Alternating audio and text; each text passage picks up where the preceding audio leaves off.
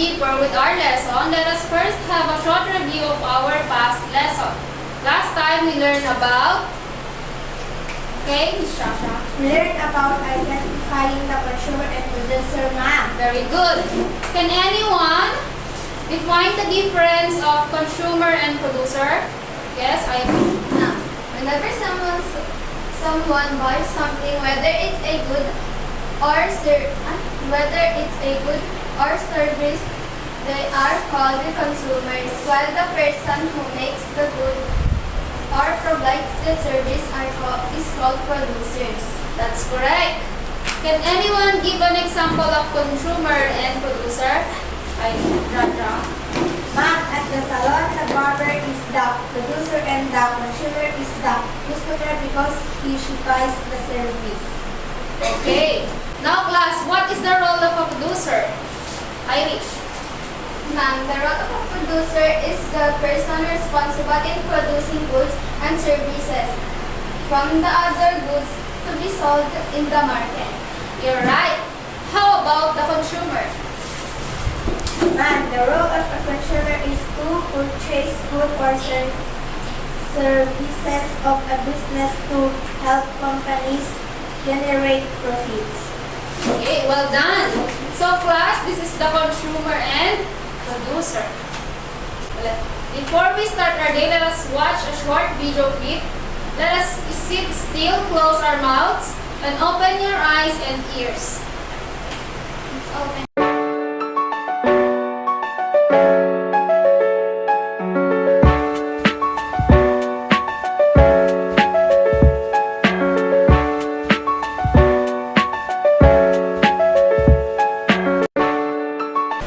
Class, what do you observe on the video? Okay, Ma'am, they are saving their money. why are they saving their money? Irish. Ma'am, so that they can buy what they need and want. You are right. The children saves their money to buy the shoes for his sibling, and of course they buy their food. How are they saving money? Ma'am, they sell goods on their neighborhood. So what do you think their character? Okay, Ma'am, they are responsible children who knows to budget their money. are you like them, class? Yes. Mom, sometimes. Okay, very good, class. Now let us proceed to our discussion. Our needs and wants motivate us to work hard. They encourage and inspire us to get involved in the productive endeavors that will help provide not just for the basic needs and social needs of the family, but also to have extra money to indulge in things that we enjoy. Basic and social needs are things that we value the most as we did in the different phase of life. These are basic because we need them to be able to live or to survive in this world. Class, we already discussed this in our first lesson, family resources and needs. Now, we will just talk about a little to our basic needs. So, class, what is the definition of basic needs again? Irish?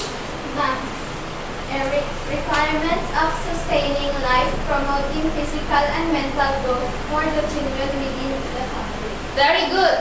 Can you give me our basic needs to survive in this world? Okay?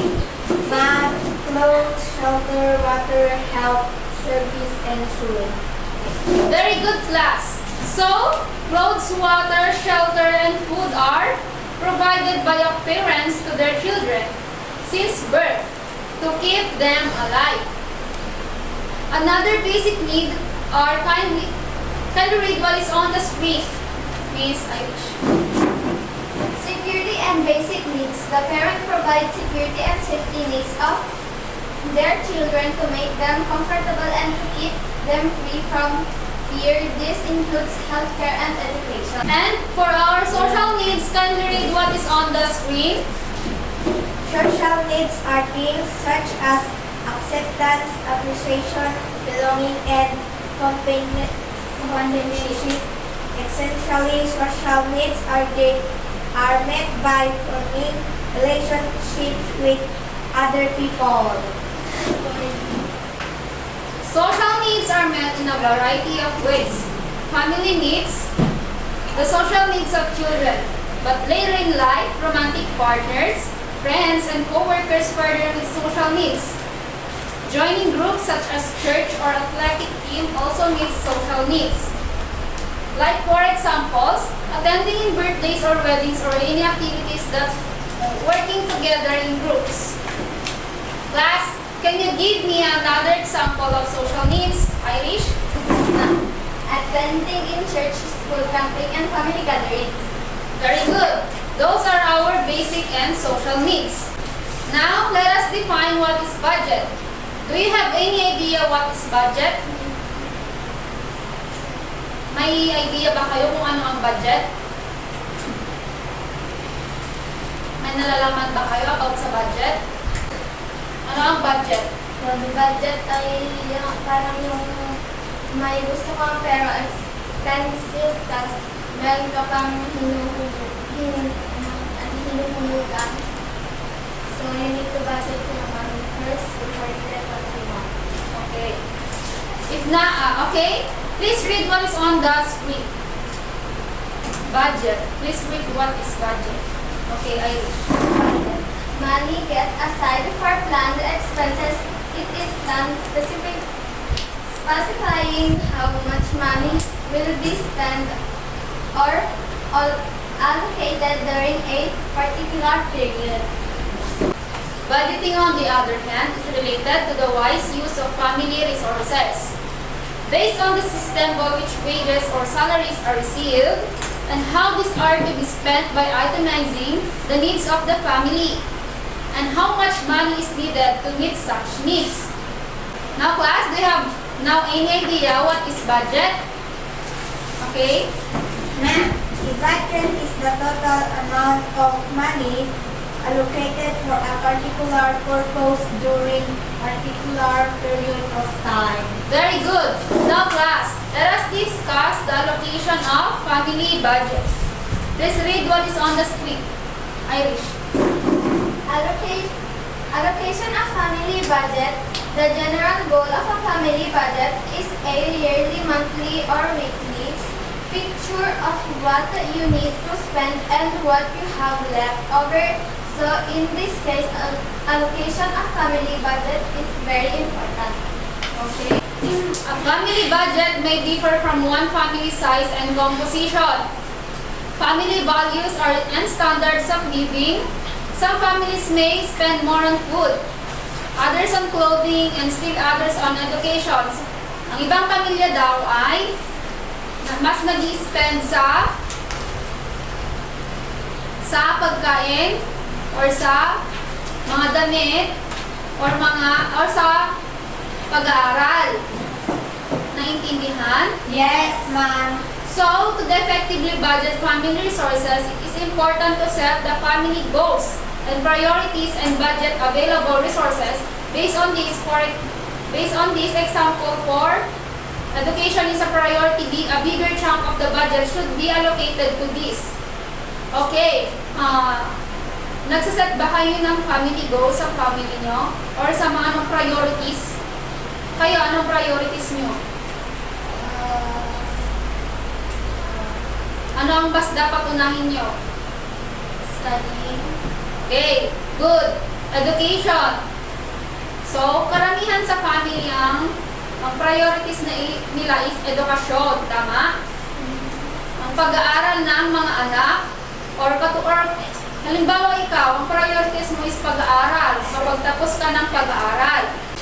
However, it is important to revisit goals and priorities every so often as this change.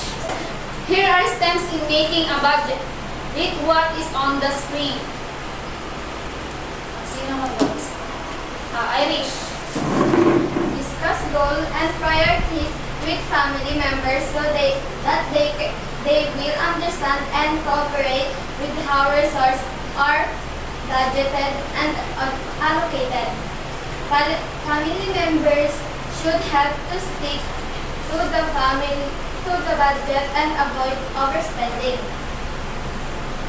Children should know also how to spend their allowance according to their needs They also have to be taught and trained.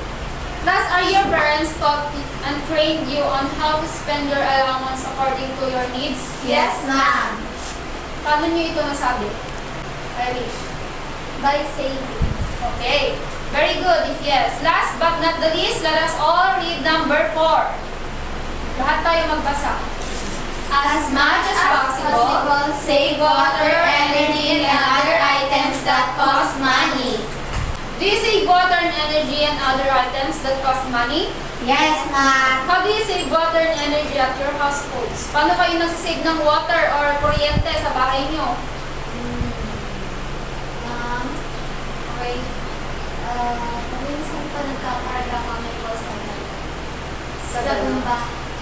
Okay, Sikat eh. sa bombahan na kayo kumukuha ng tubig. Pero minsan din ay nagpawin ng Biscuit. Okay, minsan bibili. So, how about the kuryente? energy. Sometimes po pag full charge po yung cellphone namin or any appliances po namin lumalabas po kami para kami po ng kuya ko sa kami. Pumupunta po kami ng bagal. Okay. So, to save energy at your households, dapat i-minimize natin yung paggamit ng kuryente. Lalo na yung pag-charge ng cellphone. Hindi dapat sa isang araw, ilang beses ka nag-charge. Yun ang hindi tamang pag-save ng kuryente. Dapat i-minimize natin yung paggamit ng ating kuryente. So, dapat, of course, you must need to learn that for you to lessen the expenses of your family para mabawasan yung mga babayaran ng inyong family pagdating sa kuryente at tubig. Take note of all of this class and try to apply in your family, especially to yourself. Okay, ito ang ating mga pinag-aaralan. Subukan natin i-apply sa ating mga sarili. Okay? Here are samples of monthly budget. Please read what is on the screen. Number 1 is Charlotte. Now your income or allowance for a definite period of time, monthly, weekly, twice a month. Number 2, Irish. Make a list of expenses. Expenses can be classified as this amount set aside regularly for the daily expenses of the family, like food, transportation, allowance, and etc. B, flexible. Flexible may be increased or decreased depending on the money available. Class, do you have any idea what is increase and decrease? May idea ba kayo kung ano ang increase? Ibig sabihin ng increase? Or anong ibig sabihin ng decrease? Increase is parang nagdagdagan, tapos decrease is parang nadalasan. Okay, very good. Increase means to make greater. Increase, dadagdagan, tumataas. As in number or number size, strength, or quality, while decrease, ang decrease naman ay to lower. Nababawasan. Tama ang sinabi ni Irish. Understood? Yes. Example of flexible. Read what is on the screen. Example. Okay, Irish. Recreations, gift contributions, clothing and accessories, magazines, Etc. C. Who wants to read? Personal and emergency expenses may be considered a form or of saving. It includes health and medical expense, a special occasion. Steps in making a budget. Read what is on the screen. Irish. determine the amount to be spent on fixed and flexible expenses. Other expenses for these two categories, check on the figure to find out if you are spending the right amount where you need to. Number 4. You're gonna use some hammer. Do your total expenses balance with your income? Are you overspending? Is there a need to adjust? Okay. Number 1, monthly income. Example natin. 25,000 pesos. Use Number 2, family members. Monthly income. Okay, explain natin. Why? Ang kaniyang buwanang sahod ay 25,000. So, ilan kayo sa family? O, kunwari, 4. So, ito. Ang item na, itong first column, item. We have food, education, shelter, utilities, household, preparation, clothing, recreation, savings. total. Okay? The second column is percent of budget allotted. Food, we have 40%. Education, we have 16%. Shelter, 15%. Utilities, 12%. Household operations, 6%. Clothing, 3%. Recreation, 3%. And savings, 5%. And the total of 100%. Okay, the last column is amount. With food, we have 10,000 pesos. Education, 4,000 pesos. Shelter, 3,750 pesos. Utilities, we have 3,000 pesos. Household operation, we have 1,500 pesos. Clothing, we have 750 pesos. Recreation, we have 750 pesos. And savings, we have 1,250 pesos. And the total of 25,000 pesos. So, ayan ang budget ng isang family.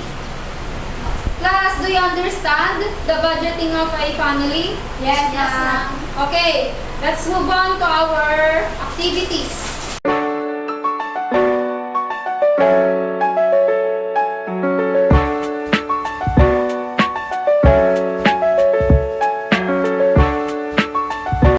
Class, did you understand our lesson today? Yes, ma'am. Alright, if you did, what is budgeting in your on your own word? Okay, Irish. Budgeting in my own word. What is budgeting in your own word? Budgeting is the process of creating a plan to spend your money. This spending plan is called budgeting. Very good. Now, what are you going to do to lessen the expenses of your family, or yourself? Shirley. Ma'am, we need to know the things that are important. That it's not unusual. Learn to budget our allowance and also practice to save energies in our Okay, class, you are all excellent. You got it all right. And class, you also need to learn to list down the monthly allowance, budget, and expenses of yourself or your family. Okay? Understood? Yes. Okay, another activity. Enumerate the 4 steps in making a budget. 10 points.